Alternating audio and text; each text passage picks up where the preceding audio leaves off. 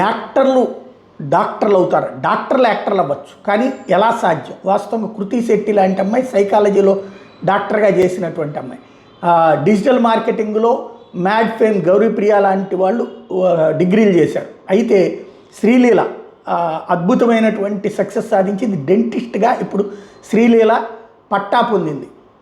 తను తాజాగా కాన్వకేషన్లో అది తీసుకున్నటువంటి విజువల్ బాగా వైరల్ అవుతుంది.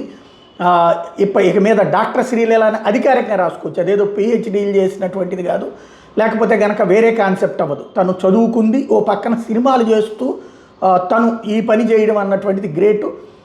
ఎంబీబీఎస్ ఎప్పుడో సాయి పల్లవి అయితే ఎంబీబీఎస్ పూర్తి చేసింది గతంలోనే. మరోవైపున ఇప్పుడు డెంటిస్ట్గా ఆల్రెడీ మీనాక్షి చౌదరి ప్రాక్టీస్ చేస్తుంది, తను డాక్టర్ చేసినటువంటి అమ్మాయి. రాజశేఖర్ పెద్ద కూతురు శివాని కూడా డాక్టర్ చేసింది. శ్రీలీల వచ్చేటప్పటికి సినిమాలు చేస్తూ డాక్టర్ చేసింది. ఇప్పుడు బలగం ఫేమ్ కావ్య లాంటి వాళ్ళు అయితే లా చేసింది, లాయర్ అమ్మాయి, రిజిస్టర్ చేసుకున్నటువంటి అమ్మాయి ఉంది.